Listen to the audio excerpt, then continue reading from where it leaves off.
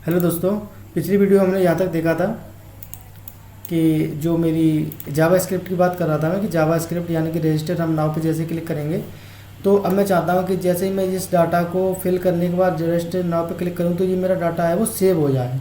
तो इस कनेक्टिविटी के लिए हमें जावा स्क्रिप्ट जैसी लैंग्वेज की ज़रूरत पड़ती है। उसके बाद अगर आप देखेंगे तो ये देखिए एक सिंपल ही कंटेंट बनाया है मैंने, इसमें मैंने ये फॉर्म बनाया है।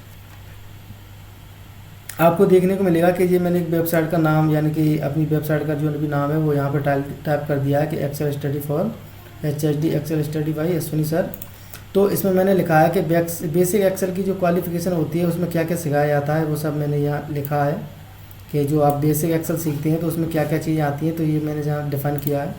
उसके बाद अगर आप इस सारी वेबसाइट के इस एक्सेल के जो भी स्टडी मटेरियल है ना, अगर आप इस सब को पहले पढ़ते हैं, पढ़ने के बाद अगर आप यानी कि सेटिस्फाई होते हैं कि मुझे ये करना है या सीखना है, तो फिर आप क्या करेंगे, आपको यहाँ अपना फॉर्म फिल करना है। फॉर्म फिल करने के बाद यहाँ अपना नाम, फादर्स नेम, उसके बाद जो कोड वगैरह ये सिंपल सी चीज़ें डिटेल्स अपनी फिल करने के बाद और यहाँ जैसे ही सबमिट पे क्लिक करेंगे तो क्या होगा कि आपका जो फॉर्म है वो सबमिट हो जाएगा और सर्वर पे क्या हो जाएगा, सेव हो जाएगा।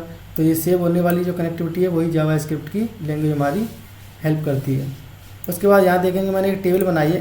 देखिए टेबल क्या होता है कि टेबल हम दो तरीके से बनाते हैं। एक तो हमारी HTML के थ्रू टेबल बनती है।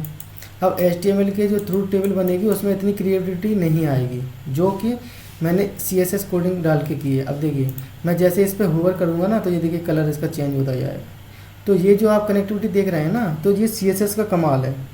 तो ये CSS कोडिंग जो हमारी है कैस्केडिंग स्टाइल वो यहाँ पर वर्क कर रही है, ये देखिए। ठीक है, तो इस तरीके से इसका यूज़ करते हैं हम डेकोरेशन बनाने के लिए, डिज़ाइन करने के लिए। तो काफ़ी अच्छी तरीके से हम, और उसका इंटरेस्ट भी आता है काफ़ी यूज़ करने में। उसके बाद देखिए मैंने यहाँ एक रजिस्ट्रेशन नंबर बनाया है, यानी कि जैसे आप रजिस्ट्रेशन फॉर्म पे लॉगिन करेंगे तो ये क्या है, एक लिंक है। जैसे मैं इस पर क्लिक करूँगा तो एक फॉर्म खुल के आएगा। अभी मेरे पास इंटरनेट कनेक्ट नहीं है, कनेक्ट होता तो वो खुल के आ जाता, रजिस्ट्रेशन नंबर के लिए एक फॉर्म खुल के आ जाता। तो अब जैसे मैंने मान लीजिए जो आपने फॉर्म बनाया है या अपना रजिस्ट्रेशन कर लिया है, तो रजिस्ट्रेशन जैसे ही करेंगे आप, उसके बाद क्या है, आपको यूजर नेम मिल जाएगा, आपको पासवर्ड बनना एक मिल जाएगा।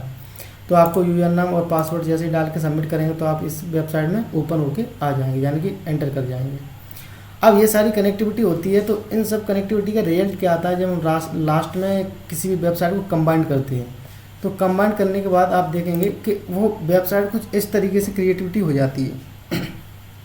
अगर आप एक अच्छे वेब डेवलपर बन जाते हैं तो आप इस तरीके से आप अपनी वेब डिज़ाइन को बना सकते हैं।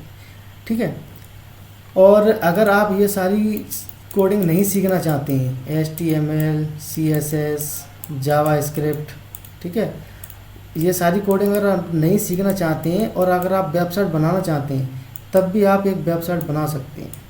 ठीक है, तो उसकी मैं एक वीडियो अलग लेके आऊँगा कि वो किस तरीके से बनाई जाएगी वेबसाइट। उसके लिए हम एक सॉफ्टवेयर का यूज़ करते हैं, वर्डप्रेस। तो उसमें क्या होता है, हमें कोडिंग की ज़रूरत नहीं पड़ती। ठीक है, तो उसकी चर्चा मैं अगली क्लास में करूँगा, उस टाइम बताऊँगा मैं आपको कि वर्डप्रेस क्या है। अभी सिंपल हम कोडिंग से देख रहे हैं कि किस तरीके से वेबसाइट बनती है।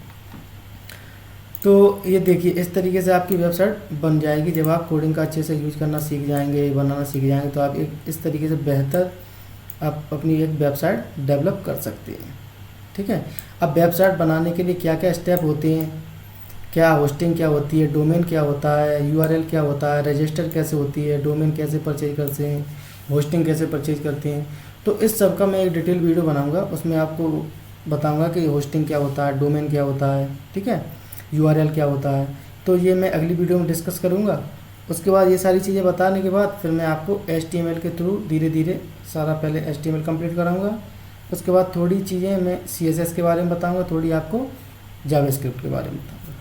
ठीक है, तो ठीक है, ये देखिए ये हमारी कोडिंग्स होती है। ये देखिए HTML की बेसिक कोडिंग यहाँ दिखाई गई है। ये देखिए इस तरीके से कोडिंग होती है, सोर्स कोड होते हैं इसके HTML की फ़ाइल हम किस तरीके से बनाते हैं, पेज कैसे बनाते हैं, टाइटल कैसे बनाते हैं, ये सारी चीज़ें यहाँ पर दिखाई गई हैं। ये देखिए, तो ये मैं धीरे धीरे आपको बताऊँगा। तो चलिए मिलते हैं नेक्स्ट वीडियो में, तब तक के लिए थैंक यू।